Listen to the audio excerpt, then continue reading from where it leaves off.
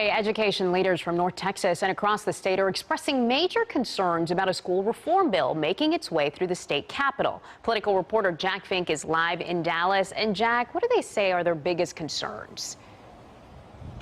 Well, Gilma, negotiators in the State House and Senate are trying to reach a compromise on their different bills. And area superintendents say they don't like the Senate's version because of funding formulas and because it gives teachers and librarians an across-the-board pay raise.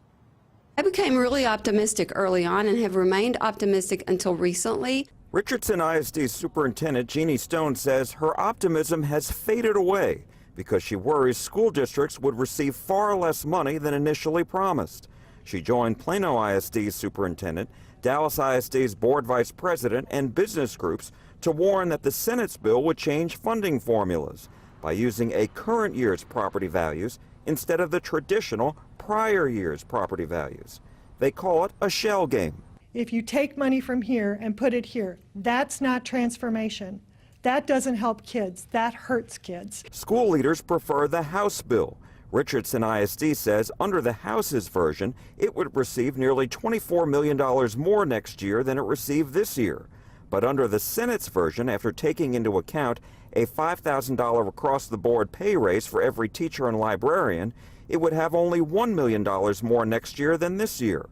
At Plano ISD, Superintendent Sarah Bonser says the district would receive between $25 and $40 million more next year than this year under the House bill. But under the Senate's version, she says, the district would actually receive $1 million less next year than what it got this year. And she warns about potential cuts to make up the difference. You would look at things that are non-essential. And I mean, we think they're essential, but they're not required. And so you have to look at a combination of teacher cuts and program cuts.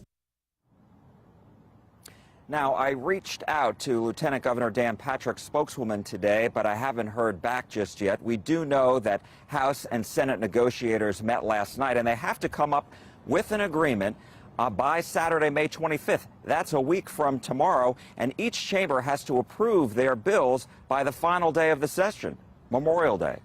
Live in Dallas, Jack Fink, CBS 11 News. Jack, thank you for the update.